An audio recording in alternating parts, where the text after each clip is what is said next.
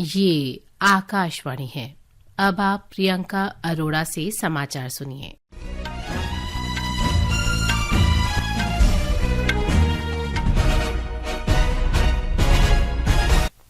संसद के दोनों सदनों में आम बजट और केंद्र शासित प्रदेश जम्मू कश्मीर के बजट पर आज चर्चा फिर शुरू हुई। संसदीय कार्य मंत्री किरेन रिजिजू ने आज विपक्षी नेताओं की आलोचना करते हुए कहा कि उन्होंने देश के जनादेश का अपमान किया है। नई दिल्ली में संवाददाता सम्मेलन में उन्होंने कहा कि देश चाहता है कि बजट पर एक सार्थक चर्चा हो, लेकिन कुछ दलों के नेताओं की टिप्पणी और भाषण से सदन की गरिमा गिरी है। श्री रिजिजू ने विपक्षी दलों के लोगों से जनादेश का सम्मान करने का आह्वान किया। प्रधानमंत्री नरेंद्र मोदी का हवाला देते हुए श्री रिजिजू ने कहा कि चुनाव खत्म हो गए हैं और अब विकसित भारत की दिशा में काम करने और केंद्रीय बजट पर रचनात्मक चर्चा करने पर ध्यान केंद्रित करना चाहिए। उन्होंने आरोप लगाया कि विपक्षी नेताओं ने बजट पर कुछ नहीं कहा, वे सिर्फ राजनीति करते रहे।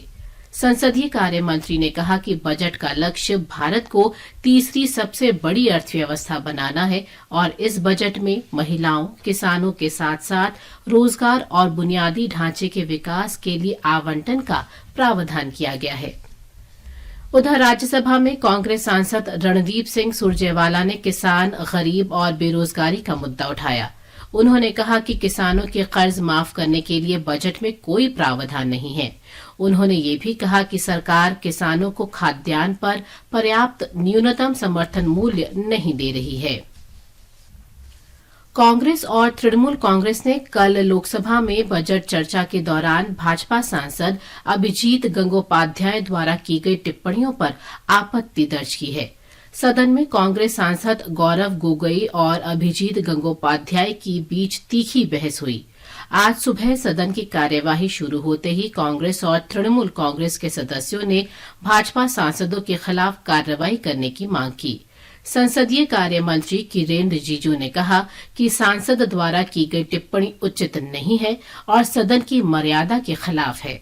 अध्यक्ष ओम बिड़ला ने कहा कि इस टिप्पणी पर सांसद को चेतावनी दी गई है। उन्होंने सदस्यों से सदन की मर्यादा बनाए रखने का आग्रह किया। सूचना और प्रसारण मंत्री अश्विनी वैष्णव ने आज सूचना और प्रसारण राज्य मंत्री डॉक्टर एल मुरुगन और मिजोरम के मुख्यमंत्री लालदुल दुहमा की उपस्थिति में वीडियो कॉन्फ्रेंस के माध्यम से भारत के 500वें सामुदायिक रेडियो स्टेशन का उद्घाटन किया। अपना रेडियो 90.0 FM भारतीय जनसंचार संस्थान आइजॉल द्वारा संचालित एक स्टेशन है। इस अवसर पर श्री वैष्णव ने कहा कि ये पहल अपना रेडियो स्टेशन के कवरेज क्षेत्र में लोगों के जीवन में महत्वपूर्ण बदलाव लाएगी। उन्होंने बताया कि केंद्रीय बजट ने पूर्वोत्तर क्षेत्र के लिए रेलवे बजट के तहत रिकॉर्ड आवंटन किया है। इसमें मिजोरम को अच्छी रेलवे कनेक्टिविटी मिलने का लंबे समय से देखा गया सपना पूरा होगा। डॉक्टर मुरुगन ने ऐसे स्टेशनों की सामाजिक रूप से लाभकारी प्रकृति पर प्रकाश डाला और कहा कि सामुदायिक रेडियो स्टेशन अंतिम छोर तक सूचना संचार की प्रतिबद्धता के कारण स्थापित किए जाते हैं। केंद्र सरकार ने कहा है कि जम्मू कश्मीर और देश के कुछ अन्य हिस्सों की यात्रा के संबंध में अमेरिकी सरकार द्वारा अपने नागरिकों को जारी किए गए कथित दिशा निर्देश की जानकारी नहीं है। राज्यसभा में आज प्रश्नकाल के दौरान कांग्रेस नेता दिग्विजय सिंह द्वारा उठाए गए पूरक प्रश्नों का जवाब देते हुए केंद्रीय पर्यटन मंत्री गजेंद्र सिंह शेखावत ने कहा कि अमेरिकी नागरिकों को देश के कुछ हिस्सों की यात्रा से बचने की ऐसे कोई दिशा निर्देश की जानकारी में नहीं है। उन्होंने कहा कि अनुच्छेद 370 हटने के बाद पर्यटक बिना किसी भय के जम्मू कश्मीर का दौरा कर रहे हैं। जाने माने फिल्म निर्माता शेखर कपूर को गोवा में होने वाले भारतीय अंतर्राष्ट्रीय फिल्म महोत्सव इफ्फी के 55वें और 56वें संस्करण का निदेशक नियुक्त किया गया है। इस संबंध में सूचना और प्रसारण मंत्रालय ने आदेश जारी किया है। इफ्फी का 55वां संस्करण इस साल 20 से 28 नवंबर तक आयोजित किया जाएगा।